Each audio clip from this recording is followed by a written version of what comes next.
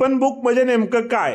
ते टिप्पण बुक मोजणी कार्यालयामध्ये काही भागामध्ये मोडी लिपीमध्ये, काही भागामध्ये उर्दू लिपीमध्ये, तर काही भागामध्ये त्या ग्रामीण भागातील भाषेमध्ये लिहिण्यात आलेले आहे. त्या टिप्पण बुकमध्ये नेमकं काय मजकूर नमूद असतो हे आज आपण आजच्या व्हिडिओमध्ये पाहणार आहोत. नमस्कार, मी ॲडव्होकेट विशाल गावडे, कोर्ट कचेरी या यूट्यूब चॅनलमध्ये आपले खूप खूप स्वागत आहे. टिप्पण बुकमध्ये सर्वे नंबरची बाहेरील बाजू ही भरीव रेषेमध्ये व त्यातील जी लांबी असते ते तुटके रेषेने दर्शवलेली असते.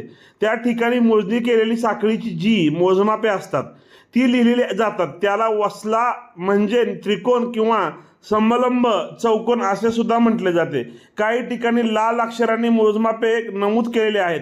त्या नंबरच्या लगत भूमापन क्रमांक व त्या जमिनीचा प्रत्यक्ष जागेवरची स्थिती, म्हणजे त्या ठिकाणी जर रस्ते असतील, पाऊलवाटा असतील, ओढ्या असतील, या बाबी नमूद केलेल्या आहेत. शेअर करा. ऑफिशियल फेसबुक व इंस्टाग्राम पेजला फॉलो करा.